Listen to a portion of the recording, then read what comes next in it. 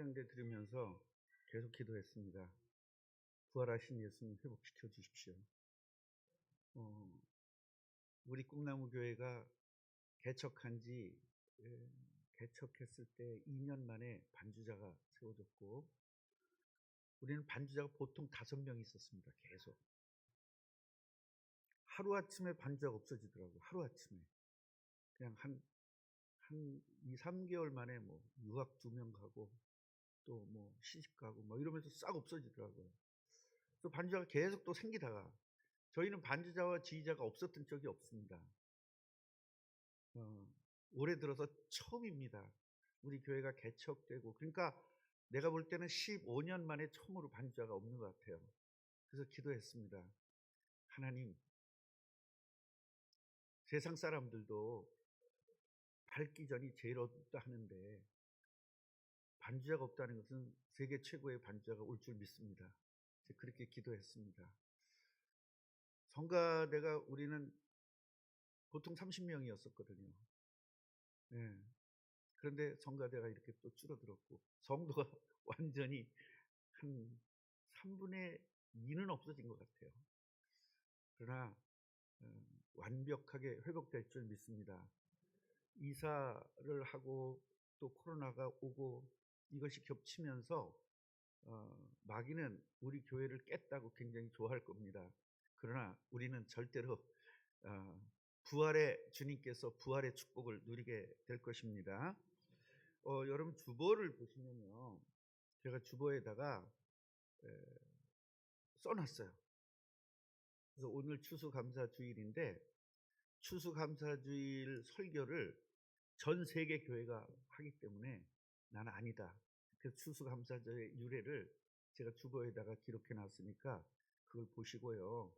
오늘은 시리즈로 쭉 지금 누가복음을 1장부터 지금 다 하고 있고 이제 곧 요한복음에 들어갈 건데 시리즈로 계속 해야 되겠다 생각을 해서 오늘 말씀을 이렇게 준비했습니다. 안 넘어가죠?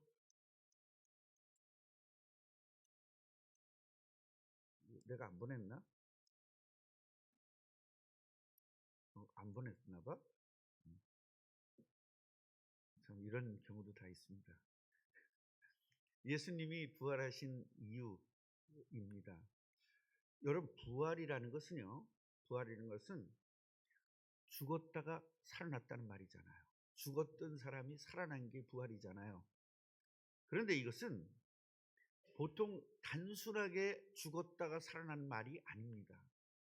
기독교에서 부활이라는 것은요, 저분이 그리스도라는 증거로 죽었다가 살아난 것입니다.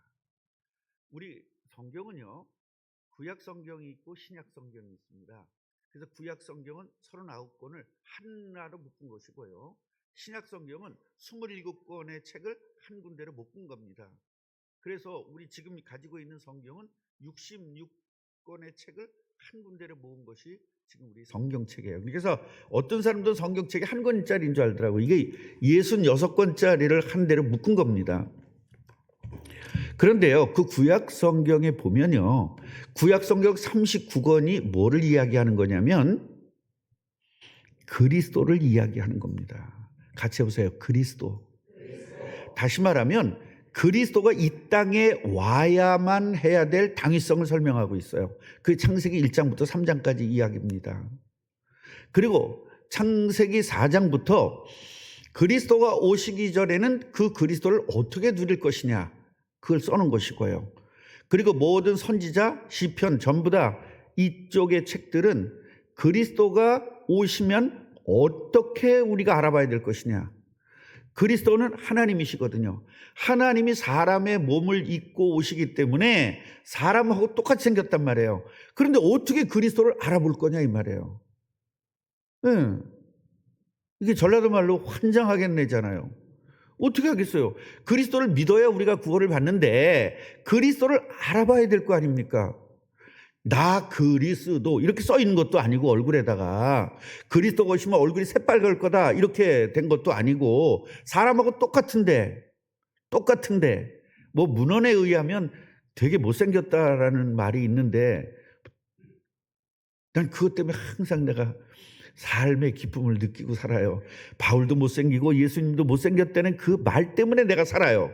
그렇지 않으면 나는 아마 이 세상에 존재하지도 않았을 수도 있어요. 그런데요, 구약 성경에서 어떻게 예언을 해놓은 거냐면 그리스도라는 증거로 몇 가지가 인간은 일어날 수 없는 기적이 일어날 것이다. 그게 뭐냐면 처녀에게서 태어나야 그리스도다라는 겁니다. 처녀에게서 태어나야. 말도 안 되는 일들이 일어나야 되는 겁니다. 인간은, 처녀는 애를 낳을 수가 없어요.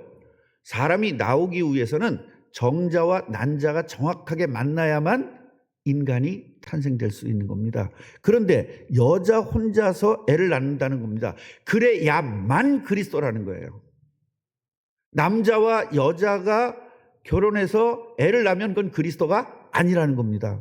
처녀가 아이를 잉태해서 낳아야만 돼요. 그리고 어떻게 처녀가 잉태해서 낳을 거냐? 하나님께서 처녀의 몸에다가 우리 인간을 창조하듯이 창조의 역사로 임신을 하게 하신 것입니다. 두 번째로는 뭐냐면 그렇게 처녀로 태어난 그리스도는 뭐가 없죠? 원죄가 없습니다. 원죄가. 인간은 누구나 원죄가 있습니다. 왜냐하면 원죄라는 것은 아담의 후손은 전부 다 원죄가 있어요. 이 원죄의 특성은요, 자범죄의 특성은 자기가 지은 죄 자기가 받으면 되는데 원죄는 계속적으로 자식에게 넘어가요. 그러니까 저와 여러분들은 응애하고 태어나면서 뭘 갖고 태어나는 거예요? 원죄를 갖고 태어나기 때문에 그 원죄에 대한 죄책이 있습니다. 그 죄책이 뭐냐면 영원토록 저주받고 지옥 가야 될 것이 죄책입니다. 그래서 하나님은 인간을 만들 때 만든 목적이 있거든요. 왜 만들었냐? 바로 하나님이 함께하기 위해서 만들었어요. 그래서 우리 인간은 하나님의 성전인 겁니다. 성전으로 만들었어요. 그리고 하나님의 능력을 줘가지고 그 능력으로 하나님이 창조한 이 우주를 정복하고 다스리기 위해서 인간을 창조한 겁니다. 대단해요? 안 대단해요? 그런데 이 대단하지 않고 지금 여러분 왜 이렇게 힘들게 사냐 이 말이에요. 남편 때문에 고통스럽고 돈 때문에 고통스럽고 집 사서 좋다고 막 사람들 불러가지고 뭐 했어요? 집들이 했죠. 돈도 많이 들여서 집들이 했습니다. 그럼 기뻐해야 되는데 그 다음 달부터 슬픕니다. 왜죠? 이자 내야 돼요. 우리나라 사람들 다 자기 집이라고 하면 자기 집이 없어요. 다 은행집이에요. 저희 집도 은행집이거든요. 이자 내는데 정신이 없습니다. 왜 이렇게 한 달이 빨리 오는지. 경제 때문에 고통받습니다. 그 다음에 형제 때문에 고통받습니다. 저도 아주 형제 때문에 엄청 고통받았습니다. 우리 동생은 저하고 6살 차이면 엄청난 차이잖아요. 6살 차이인데도 형한테 소, 독, 별거 다 합니다.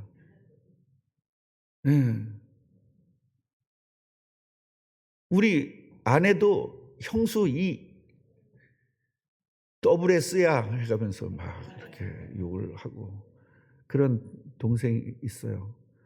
얘가 이제 죽을 병이 딱 들리더니 그다음부터 나한테 잘하고 형수한테도 잘하더라고요. 그러니까 사람은 죽을 병이 들어야 이제 정신을 좀 차리는 것 같더라고요. 형제 때문에 고통당하죠. 부모 때문에 고통당합니다. TV에 보니까 딸이 아르바이트를 해서 돈을 버는데 아버지가 그 딸이 번 힘들게 아르바이트를 2-3개씩 하는 거예요. 그걸 번 돈을 그걸 다 긁어다가 노름해요. TV에 나왔더라고요. 부모 때문에 고통당하는 사람이 적지 않습니다. 그러면 이제 괜찮을 줄 알았더니 에이 부모 싫어서 내가 이제 시집가면 괜찮겠지. 남편 만나면 괜찮겠지. 그 남편이 왼수입니다. 물론 저는 아닙니다만 이렇게 아닙니다만 할 때 빨리 우리 아내 얼굴을 보면 진짜인지 아닌지를 알 수 있죠. 정말 남편이 왼수예요. 우리나라에 내가 볼 때는 80%의 여성분들을 만약에 해보면 다시 결혼할 수 있다면 결혼하겠느냐 하는 사람이 80% 된다고 하더라고요.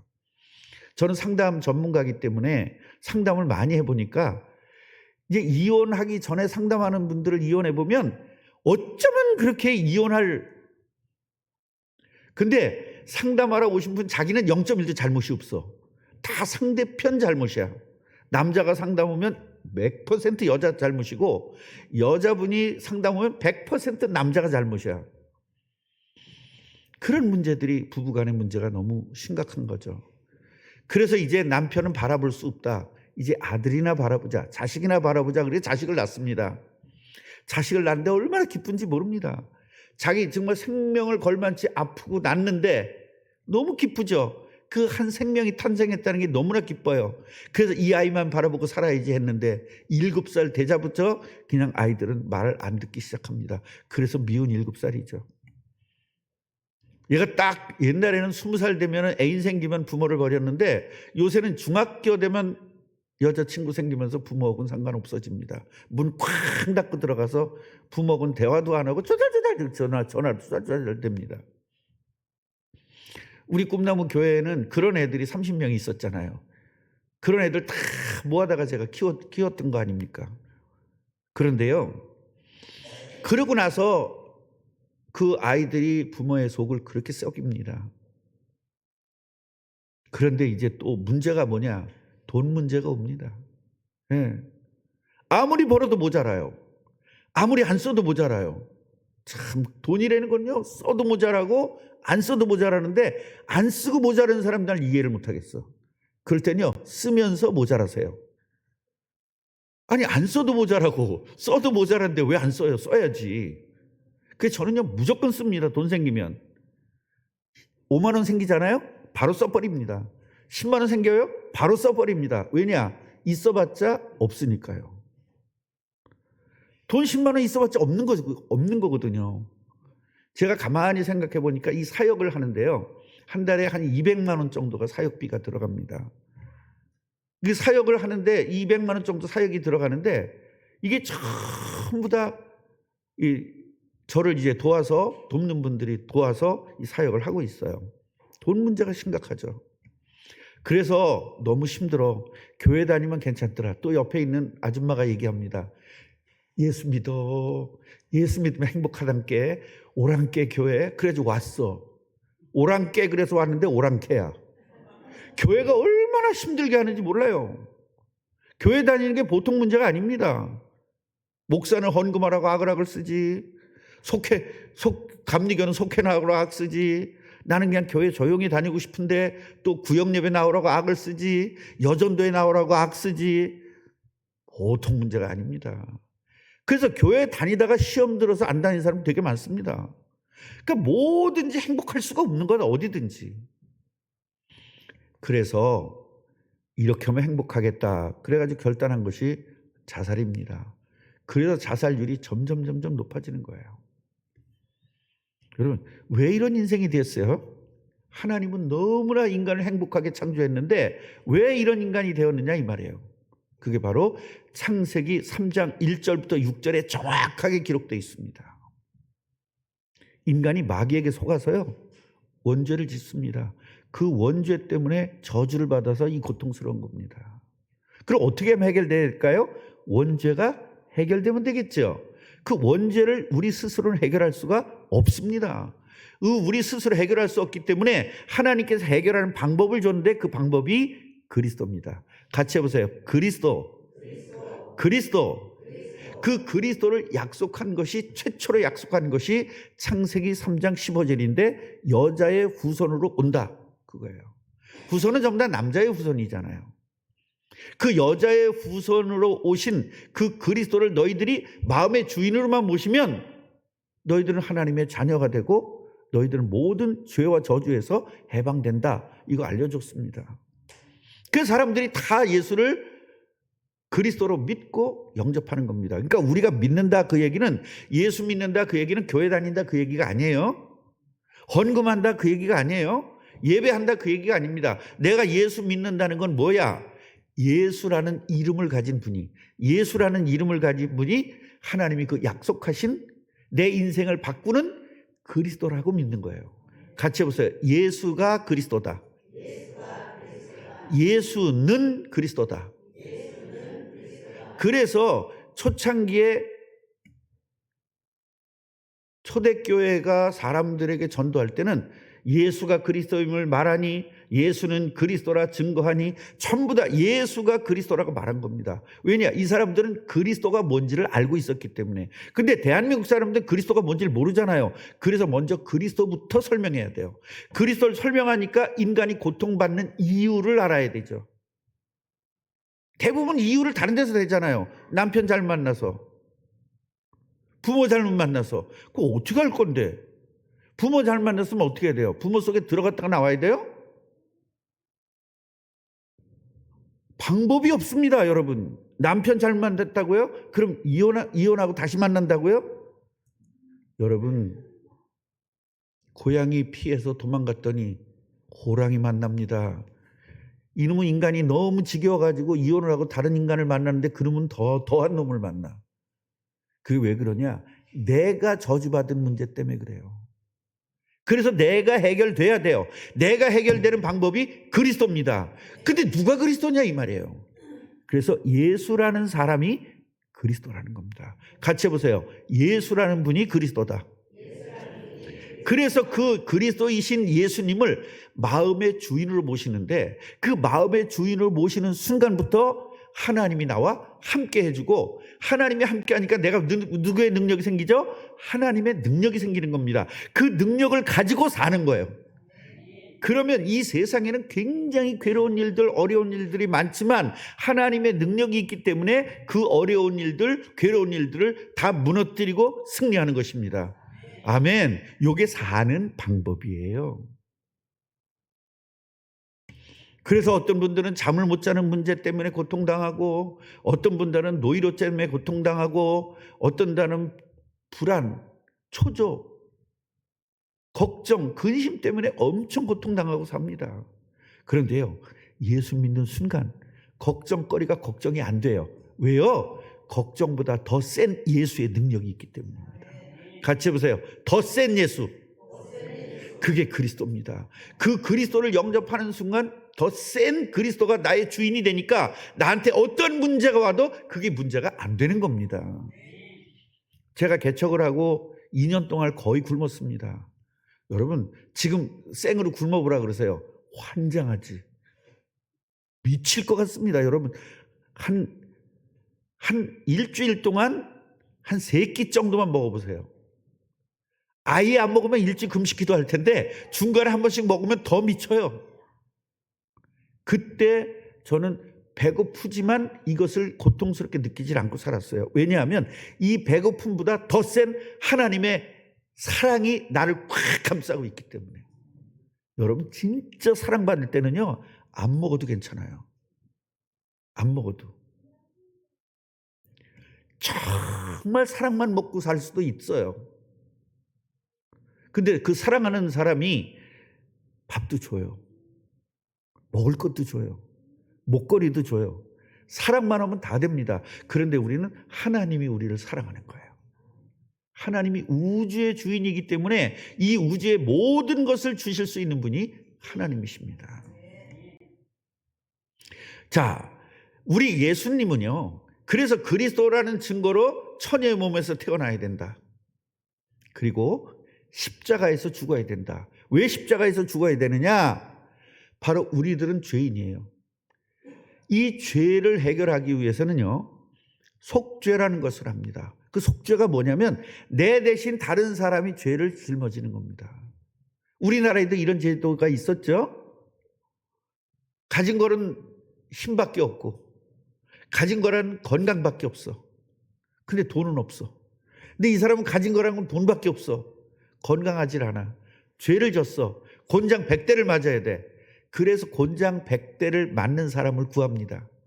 죄가 없는 사람을 곤장 100대를 맞고 이 사람 돈 받고 곤장 100대 맞고 이 사람은 해결됩니다. 이게 우리나라 제도에 있었습니다.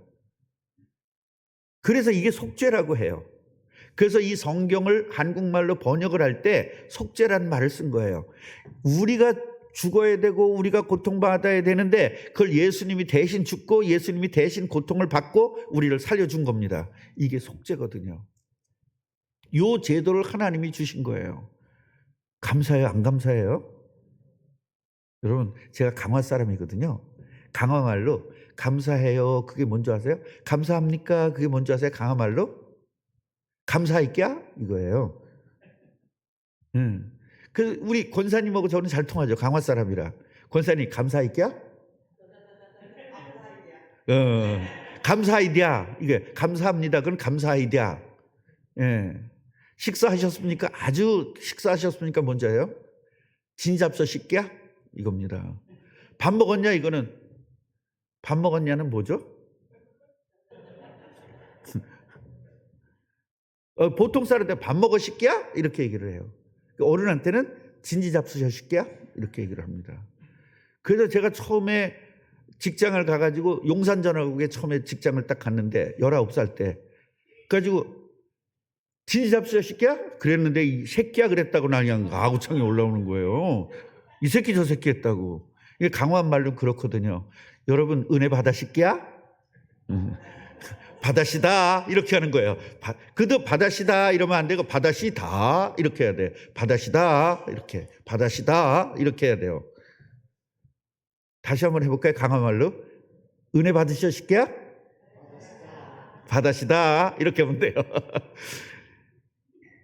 예수님이 대신 죽음으로 우리가 모든 저주에서 해방되는 거예요. 할렐루야. 그래서 우리의 원죄가 해결되니까 저주가 해결되죠. 자동으로. 요거가 아주 키예요. 그 다음에 세 번째 예수님의 사역, 그리스도의 사역은 부활입니다. 부활이라는 것은 뭐냐면 인간은 죽으면 절대로 살아날 수가 없습니다. 그런데 그리스도라는 증거로 너희들이 그리스도를 알아보려면 어떻게 해야 되느냐? 바로 죽었다가 3일 만에 살아날 거다. 그분이 바로 그리스도다. 이게 구약에 예언이 돼 있어요. 그 예언대로 예수님이 살아나신 것입니다. 그래서 성경에는요, 고린도서에는요, 성경대로 죽으시고 성경대로 살아나셨다. 그 얘기는 뭐죠? 예언대로 죽으시고 예언대로 살아나셨다. 그 예언대로 죽으시고 살아난 분을 내가 주인으로 모시는 순간 여러분 인생이 완전 바뀌는 것입니다. 그런데요, 목사님, 그건 뻥입니다. 내 친구 보니까요, 예수를 믿는다고 장로인데 아주 고통이 쉬질 않고 있던데요. 그 사람은 장로긴 한데 예수는 믿지 않는 겁니다. 교회는 다니는 겁니다. 교회 다니는 것과 예수 믿는 건 다릅니다. 예수님이 주인 되는 것이 예수 믿는 겁니다. 내가 주인, 장로 아냐? 무슨 목사라도 내가 주인이면 그거는 예수 믿는 게 아닙니다. 그럼 내가 주인인 게 뭐냐? 걱정거리가 왔어요. 내가 걱정하면 내가 주인입니다. 걱정거리가 왔을 때 누가 주인 되죠? 예수님이 주인이면 걱정거리 누구한테 넘길까요? 예수님 주인한테 넘기겠죠. 이거 넘기는 것을 걱정 패스예요. 같이 해보세요. 패스. 두 손으로 패스. 패스해야 되는데 그걸 내가 붙잡고 늘어지는 거예요. 현대 축구는요, 패스 축구입니다. 볼을 받자마자 두세 발 하면 안 됩니다. 받자마자 패스해야 돼요. 옛날엔 드리블을 잘하는 사람이 축구 잘했는데 요새는 패스를 잘해야 됩니다. 패스해야 돼요. 예수님에게 패스해야 돼요. 문제덩어리 패스해야 돼요. 자식 문제 패스해야 돼요. 돈 문제 패스해야 돼요. 부활이라는 것은요, 단순히 살아났다는 것이 아니라 죽었던 문제를 살린다는 겁니다. 여러분, 경제가 죽었기 때문에 곧 가난하게 사는 거거든요. 그걸 예수 믿으면 다시 경제가 부활되는 것입니다. 몸이 아프다는 것은 어느 부분이 고장난 거거든요. 그게 죽은 거예요. 거기가 살아나면 됩니다. 저는 이번에 이런 기도를 했어요. 제가 이 어깨에서부터 여기까지 쫙 너무 아파가지고 고생을 했는데 하나님, 저의 이 원인을 부활시켜 주십시오. 여기가 죽었습니다. 부활시켜 주십시오. 기도하면, 예수님의 이름으로 기도하면 해결되는 것입니다. 우리 권사님 한 분이 이번에 15일 동안 우리가 특별 새벽 기도를 했는데 자기도 몰랐던 병이 치유됐다고 감사하다고 그러더라고요. 여러분, 이것이 부활입니다. 부활은 여러분이 고장났던 것들이 다시 회복되는 것입니다. 문제가 회복되는 것입니다. 그러니까 저희 교회에 있었던 전사님이 아내가 도망간 거예요. 너하고 살 수가 없다고. 왜냐하면 교회 와서 전사하고 집에 가서는 뭐 해야 되죠? 남편 노릇을 해야 되는데 집에 가서도 전사 노릇을 하는 거예요. 이 부부간에 두루 똑같이 부부간에 해야 되는데 집에 가서도 마태복음 26장 47절에 이것 때인데 왜 그렇게 하냐, 여자가 살 수가 없는 거예요. 그래서 도망갔어요. 도망갔는데 딸내미가 우리 교회에 나왔거든요. 설교를 듣고 은혜를 받은 거예요. 이 은혜 받은 걸 요약을 해서 엄마한테 보냈습니다. 엄마한테 보냈어요. 얘가 뭐라 그러냐, 뭐라 그렇게 엄마한테 보내니? 얘 그랬더니 부활하신 예수님이 우리 가정을 부활시킬 겁니다. 딱 그러더라고요. 여러분, 믿음대로 되는 겁니다. 그러니까 엄마가 어느 날 저를 찾아온 겁니다. 도대체 어떤 목사인데 이렇게 우리 딸을 변화시켰냐. 걔가 중학교 때부터 여자한테 소주 먹던 애거든요. 그런 애가 그렇게 변화가 돼가지고 우리 교회 아이들을 다 키우고 그랬습니다. 그래서 그 엄마가 와가지고 저한테 말씀을 듣고 그날 영접을 하고 완전히 바꿨습니다. 그리고 다시 회복되었습니다. 부활하신 예수를 믿으면 가정도 회복됩니다. 이게 부활입니다. 옆분에게 한번 축복해 주세요. 부활하신 예수님을 믿으세요. 다시 한번, 부활하신 예수님을 주인 삼으세요. 주인 되는 순간부터 기적이 일어나는 겁니다. 그러니까 베드로, 그 바다에서 풍랑이 일어가지고 언제 죽을지 모르는 그 바다 일을 하던 사람이 여러분 세계를 복음하는 축복의 사람으로 바뀌잖아요.